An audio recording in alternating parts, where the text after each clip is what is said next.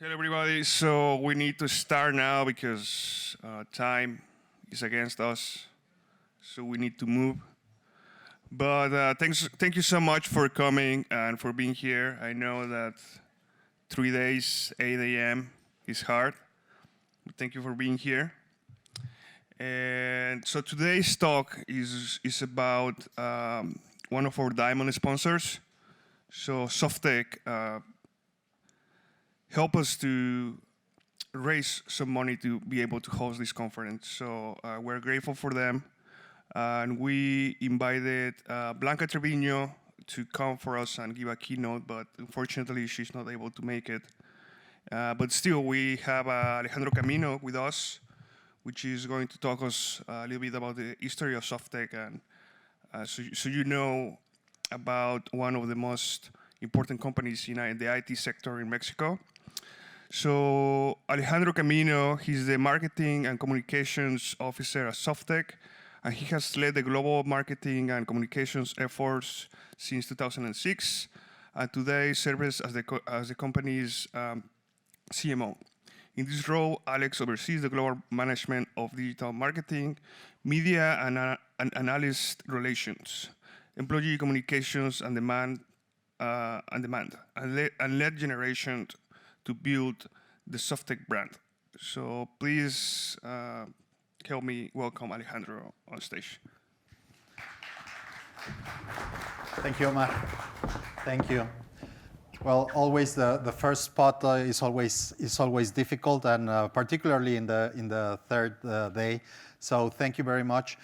Congratulations on a great event. I think all the speakers have shared very interesting stories. I mean, yesterday's chats were definitely memorable. So. I'm here to fill Blanca's shoes. It's very hard to fill those shoes because, one, they are very tall, high heel, beautiful shoes, but very big. It's very hard to fill those shoes. But very humbly and also with a great sense of pride, I would like to share with you a little bit of the story of this company, Softtek. I have been with Softtek for the past 25 years. So let me start with a short video that highlights a little bit of what Softtek is about.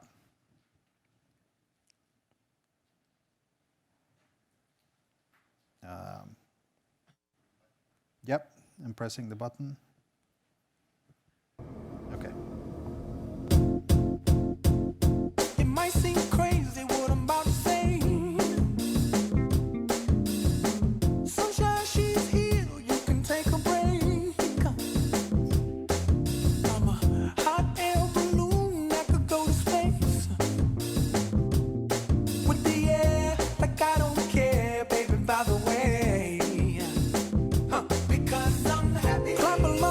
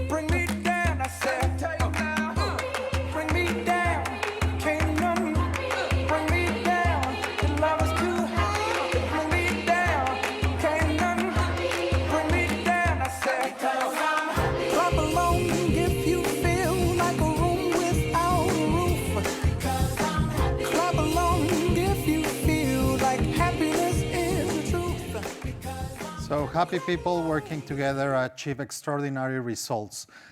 This is a video every year. We put together a music video to showcase some of the things that we did. This was from 4 or 5 years ago, but I thought it was a good song to kickstart the day in a good mood. A few years ago, I wrote a paper to describe what Softtek can do for our customers. And this is a quote from that paper. A team conformed by individuals aware of their behaviors, self-concept, and feelings. Yes, feelings. And when I'm talking about a technology company and start talking about feelings, well, it's probably not conventional, and hopefully by the end of the presentation you can get a grasp of what I mean by this. I don't think that the clicker is not working. So just some highlights on what Softtek is. We remain a private company. We started in 1982 in Monterrey, Mexico. We have always been an entrepreneurial effort built around the concept of the human element, and I'm going to be touching on this concept now. It's going backwards. Okay, no, I'm not. I promise I'm not touching everything. Okay, let me go back. Okay, perfect. All right. So I'm going to be touching about the concept of the human element along the presentation. We serve the largest organizations in the markets in which we operate. Typically, they are Global 2000 organizations, and we are roughly 15,000 people with presence in North America, Latin America, Europe, and Asia. These are just some examples of the work that we do. Sorry. Okay. These are just some examples of the work that we do. For instance, Chili's, the restaurant chain. Many of you may not be aware that some of the restaurants are operated by the owner, and some of the restaurants, mainly internationally, they are operated by franchisees. So we developed a solution for them to manage the digital customer journey of their customers, regardless of who was operating the restaurant. They wanted to provide a consistent and seamless experience.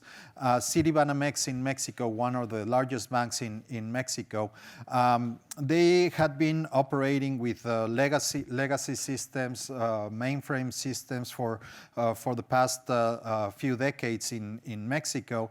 And when they wanted to integrate digital banking, mobile banking, well, it was a little bit of a problem to connect all those systems. So we created a microservices platform for them, so they are able to enable those services and provide the digital banking to their customers.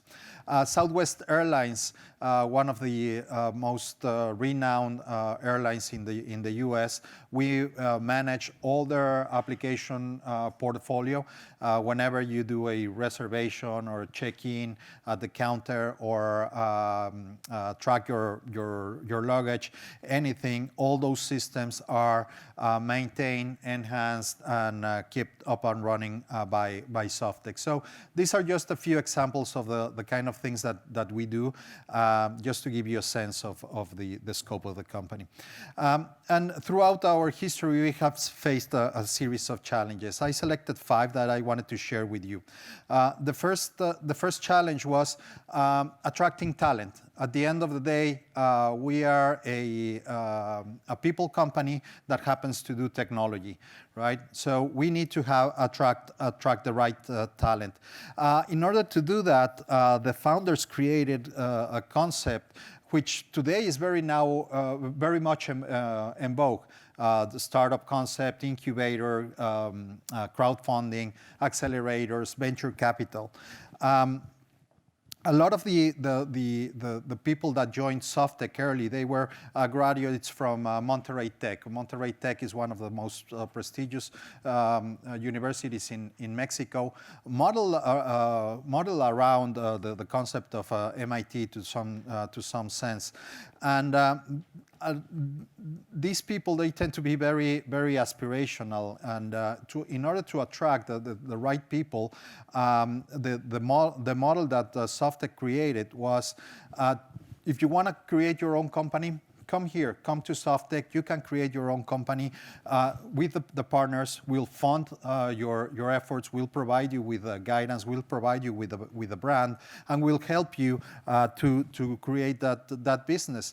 And we created the concept of business units, and those business units were started by entrepreneurs, and we ended up with more than 100 business units, probably close to 200, probably way too many business units at the time. And some of them were aligned to some vertical segments like banking, insurance, or government. Some others were focused on technology partnerships, Microsoft, Oracle, etc. And some others were focused on geographies, like an entrepreneur that wanted to go to Brazil. He said, well, I like Brazil, I like Brazilians, I like Brazilian girls in particular. I want to go and start Softtek in Brazil. So he came to the partners funded him, and he started delivering services in Brazil. That's how we started our internationalization efforts. And some others were focused on specific technology segments like rapid application development, and one that I was a co-founder of, which was internet. In the late 90s, was said, well, there's something going on there, and that could be interesting, and we created the internet business unit. With that, there was some elements that bounded us all together. The first one was the purpose of the company, which was to develop high-quality software following software engineering techniques. In those days, software engineering was a novel concept. It was not very common, but we embraced the concept, and we were focused on creating high-quality application.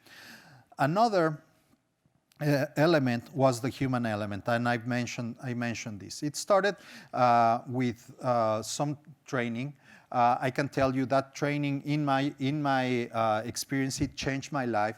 It is something that it makes you very self-aware, very aware of what are your feelings, how you behave, how you react, and it takes the burden from the others, and it takes the burden from you to blaming others for what happens to you. It's very, very interesting, very deep.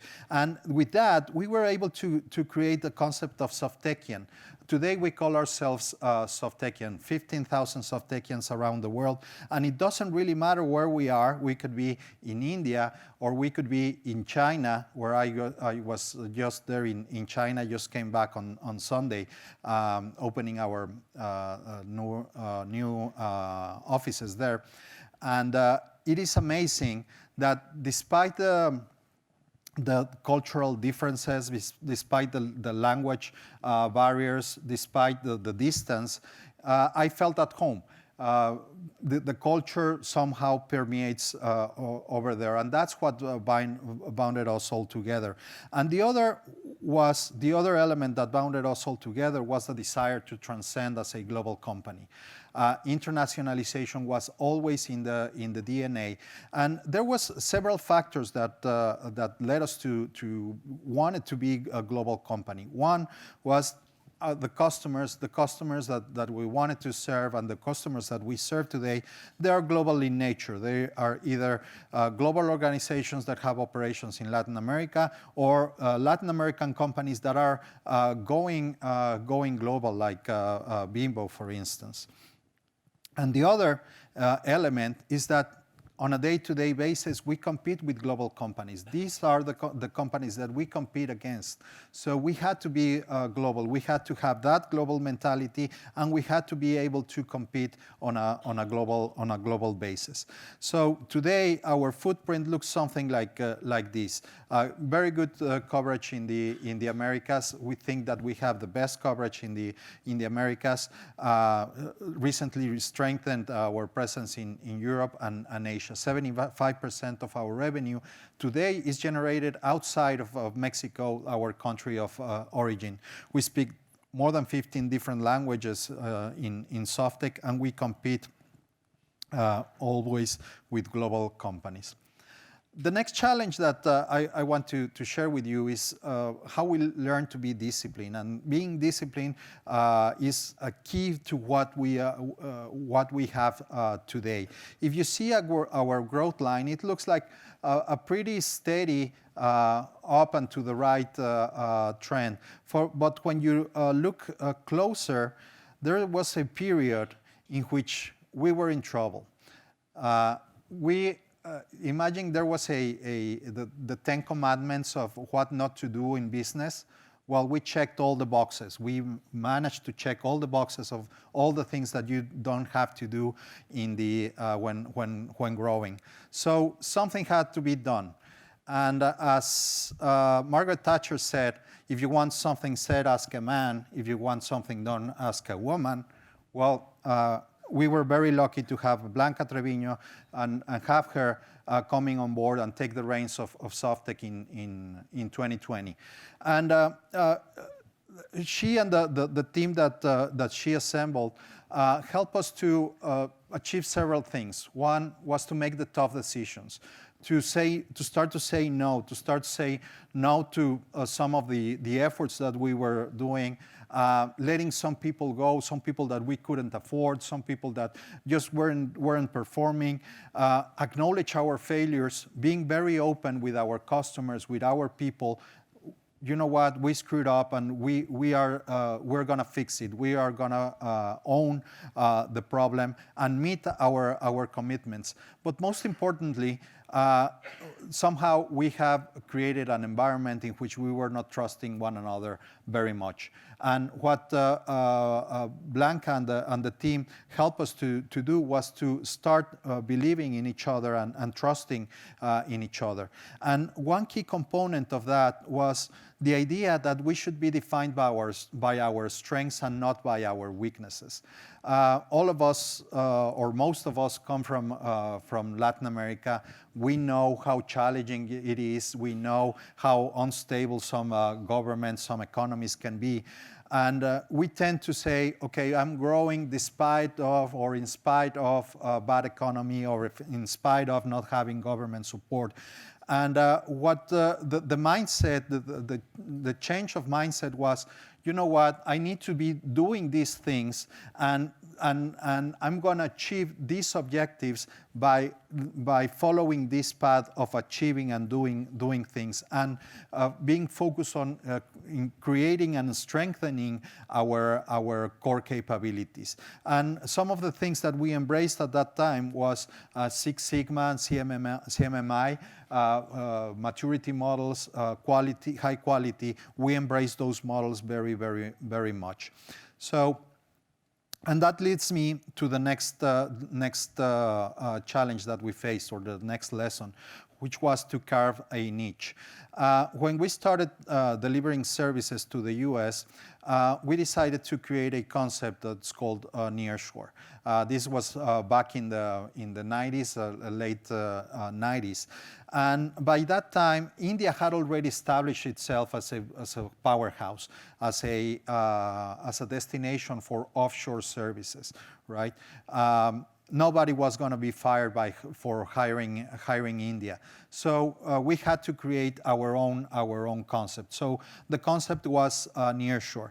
But the problem was that Mexico, there are many things that you can associate with Mexico, right? There's the T of tacos, there's the T of tequila, there's the T of tourism, but the T of technology never comes up, right? So, and I kid you not, when you Google Mexico or Mexican, this is one of the first images that pops up. So we had to carve our niche and start branding ourselves a little bit better. And going back to that concept of being defined by our strengths, well, we said, well, what are the elements that we have to counterweight or counterbalance the weight of India and Indian companies?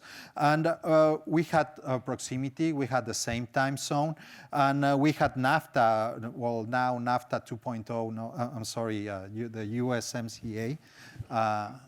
We had that, and we still have it, and that gave us also the opportunity to level the playing field. And we brought to the light the concept of total cost of engagement, and saying when you put all the different elements together, we can be as price competitive, but we can also help you be more agile. So those are the things that we use to create the concept and carve our niche. For the past 5 years, we have been on a different stage, on a stage that has to do with being valuable for our customers, create more value for our customers. So we are taking the building blocks from the past. We take the software engineering background to create software that works.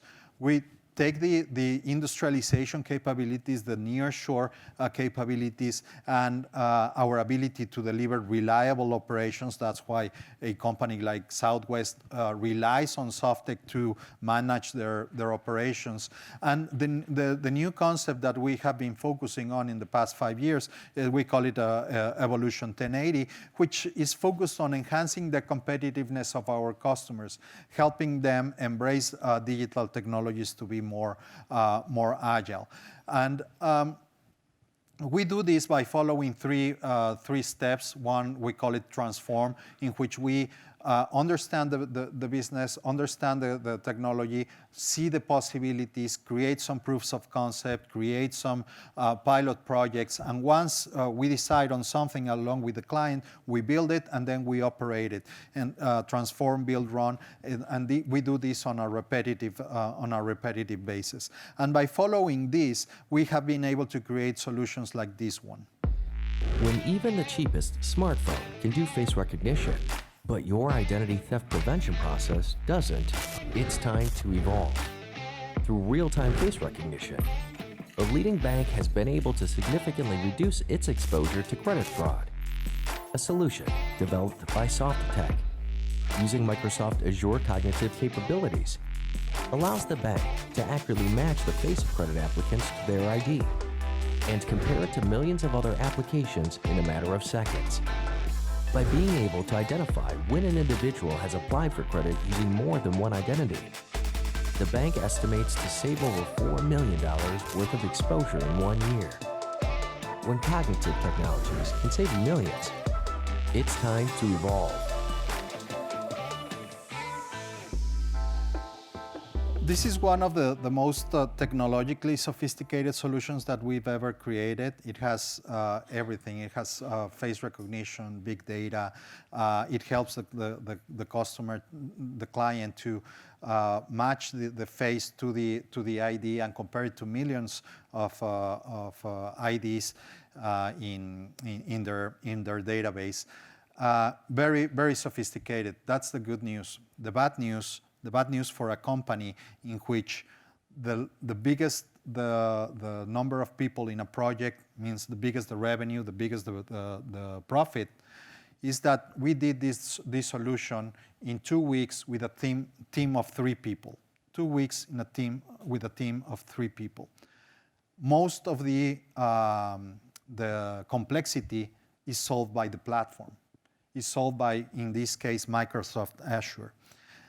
And This, along with a visit that we did to Silicon Valley as part of our planning process 3 years ago, we visited Andreessen Horowitz, one of the most renowned venture capitalists in the Valley. You know their motto is "Software is eating the world." They put together a group of 10 companies in their portfolio. And every one of these companies presented their capabilities. And when we stepped outside, we realized that every single one of those companies could cut a chunk of our business by software or automation, artificial intelligence. Every single one of those companies was able to put us out of business. Together, they would put us out of business. So we had two feelings. One, we were terrified, right? We were very, very afraid. But on the other hand, the other feeling was excitement. We were really excited about the possibilities of using those technologies, and instead of racing against the platform, it's start to race with the platform. This is our opportunity to level the playing field and compete with those large companies that I mentioned earlier. We are a 15,000 people company. Those companies are hundreds of thousands of people. So by using these technologies and by focusing on the problems that we want to solve for our customers, that's how we can be competitive.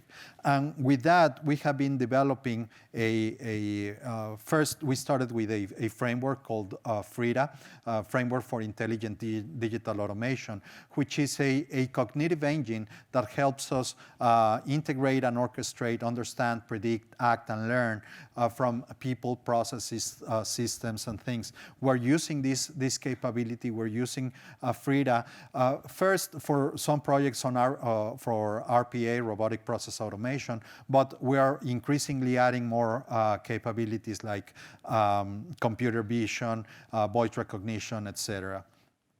And we have FRIDA, and of course we needed to have Diego, right? You cannot have FRIDA with Diego or Diego without FRIDA.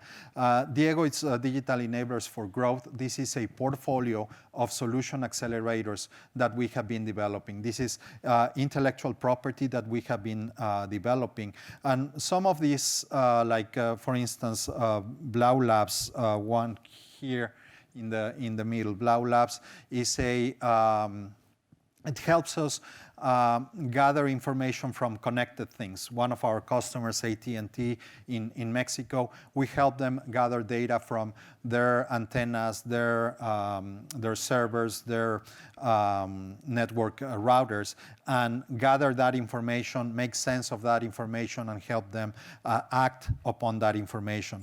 Another one, Click to Sync, is a platform to connect different clouds and to sync information from different SaaS-based systems. So FRIDA and Diego is helping us to be much more competitive and compete against these big guys. But this is nothing without, again, the people. It goes back to the culture. It goes back to what we call our cultural platform. And we have a set of beliefs, purpose, and our essence. I could spend 2 hours explaining this. I just want to highlight one. By being agile, this is one of our beliefs. By being agile and mastering technology, we stay one step ahead. And let me share with you this video that would explain it much better than what I can. What's this buzz about digital transformation? Why is everybody now talking about technology? It's everywhere. Digital transformation. The transformative power of technology. It's the way the corporate world acknowledges a profound change. But this is not a change in the technology scenario, not even a change of the business scenario. No. It's the scenario of our lives. Technology is embedded in our everyday lives, in every single aspect.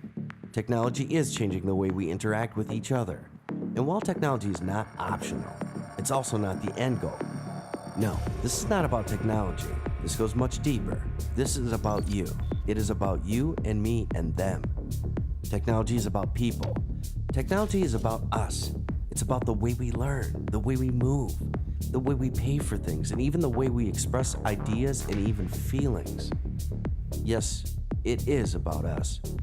It's about imagining new worlds, finding new solutions to old problems. It's about us and our own ability to adapt, to be nimble and to reach higher. It is about being agile. Okay, here is that concept again, agile. What the heck is agile? Every company wants to be agile, but what does it actually mean? What is it about? One thing we know is that organizations are not agile. It's people that makes them agile. Agility is about people. It's about people behaving in a way that makes the organization agile, working together towards a common goal. Agility is flexibility with purpose. Agility is about us behaving in a way that allows us to reach our purpose. It is about us. It is about understanding that in a rapidly changing environment, we must remain flexible. Agility is about flexibility. Agility is about us recognizing that giving our purpose, we must remain flexible. Agility is about respect. It is about us being respectful of the talent of others. Agility is about being willing to listen and understand others. Agility is about seeing the world from different perspectives. It is about us willing to understand other people's point of view. No, it's not just that. It is about us willing to put ourselves in others' shoes. It is about us allowing ourselves to see the world through their eyes. Agility is about empathy. It is about us willing to show empathy. This is about understanding them. And then, only then can we say that we are in a position that we can generate value. Softtek, value through technology. So it's not about technology, it's not about artificial intelligence, it's about us humans, it's about the human element. Thank you very much.